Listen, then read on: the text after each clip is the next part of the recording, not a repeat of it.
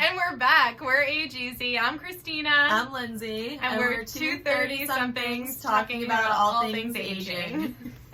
So today's topic is going to be easy ways to care for yourself while you're caring for a loved one. And we wanted this literally to be easy. We are Age Easy. So we're going to put together a list that we'll post of what we talk about. And as we go through it, we'll talk more about it. But we wanted to talk about this topic because working in healthcare, specifically in home care, by the time we get a call from a family member, it's usually in the midst of a crisis and they're super overwhelmed and stressed out with everything that's been going on. Oftentimes we'll even hear elements of guilt for, whatever's going on with their loved one and just a lack of ability to take care of themselves because they've been so wrapped up in the loved one's needs. And when you're caring for a loved one, whether you're a direct caregiver or just simply taking on more responsibility in their life, it can really take a toll on you. And it's okay to recognize your own needs during this process. It's very important, actually, because that's the last thing that people need. A lot of people that we've seen, the caregiver is actually the one that ends up in the hospital because the fact that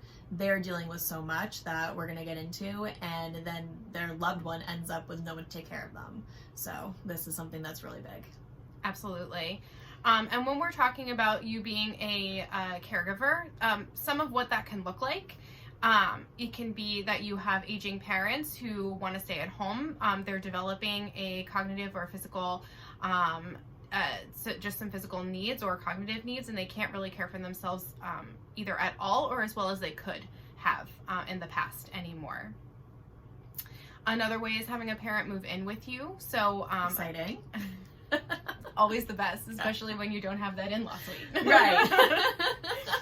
So that can be, I think that's stressful even just, for a weekend or, any period of time, but indefinitely can really be draining and take a toll, and it's okay to say that.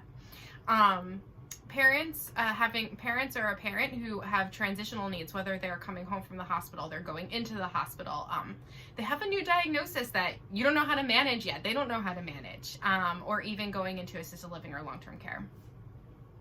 It can also take form by just worrying. So worrying about somebody who you love and they're not living close to you.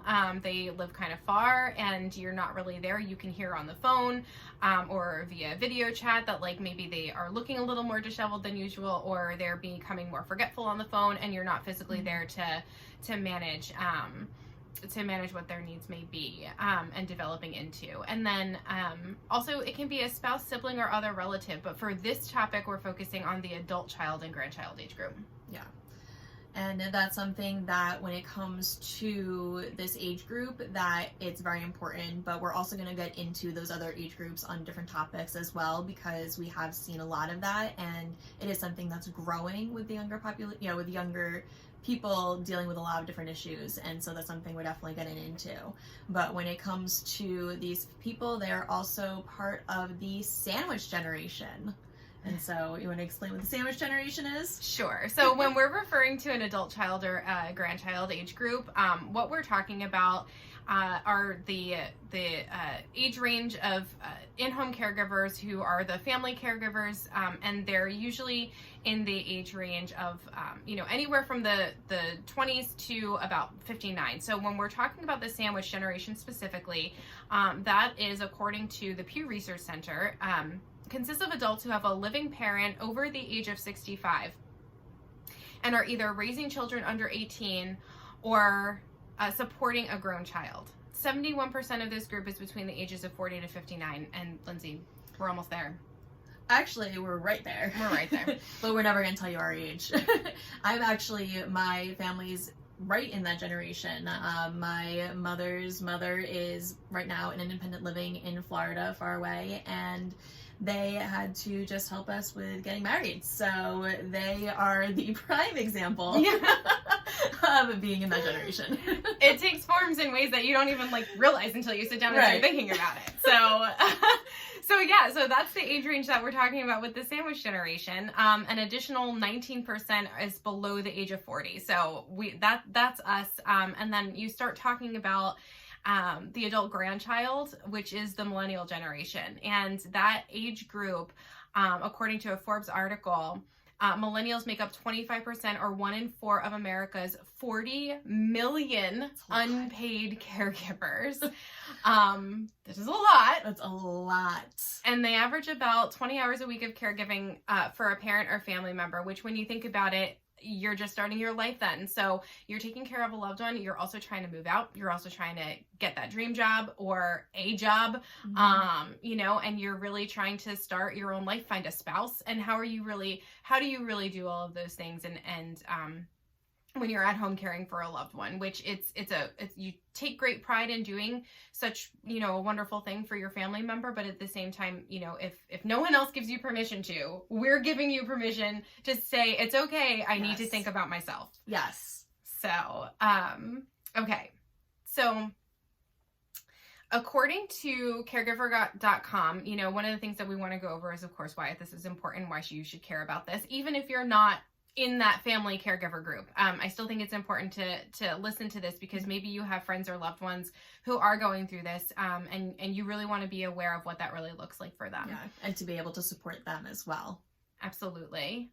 So roughly it's estimated that American families provide 80 to 90% of all in-home long-term care services for aging family members, disabled adult children, and other loved ones. So when you think about that, we work in the healthcare industry. There is business aplenty for us, and yet 80 to 90% of the caregiving duties are being taken care of families, or by families. So, and that's hard when we're physically doing something that is getting paid for. People are paying for our services and for us to be able to help them, and that's how we're making a living. That's how people that are going to the home from other companies are making a living. But these people, they're trying to make their own living on top of this, like you said before, and that is so crazy that it's 80 to 90. I mean, that's a huge number. It's insane. And actually the point that you made is exactly perfect for the next point, which is that if these services were to be provided by our national healthcare system, it would be estimated at approximately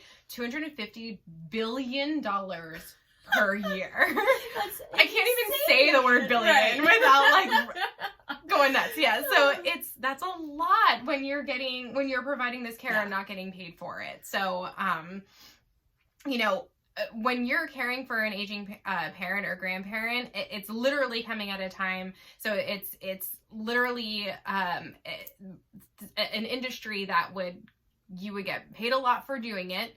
And it's coming at a time when you're managing your own life, whether you're in the sandwich generation and you're managing a marriage and kids, or you're in the millennial generation and you're just starting your life.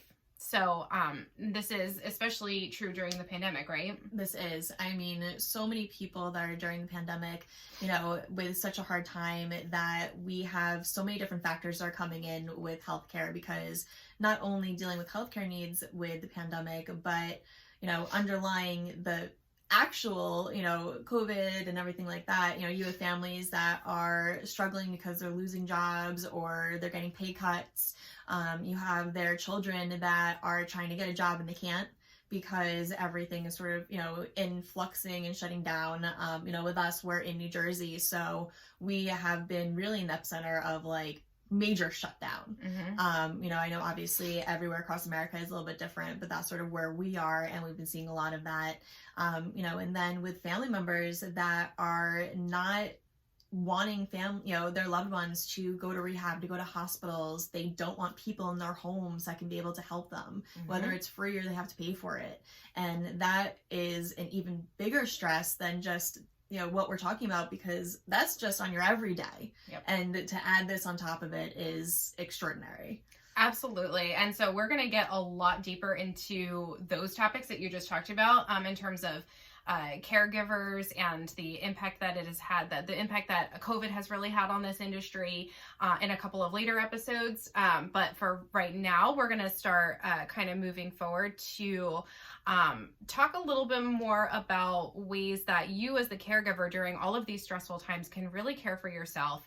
And actually, this is really a lot more common than you think, and there's some really easy ways that you can make some changes to think about yourself and make sure that you're prioritizing your health and your needs as well.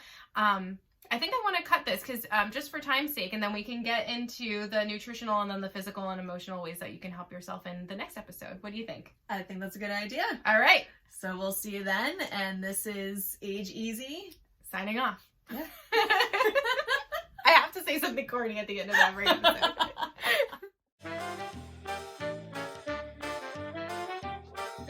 We just wanted to share. Yeah. We finally stopped talking, but he's still with us, but yeah. He's like our little mascot. He's a good boy.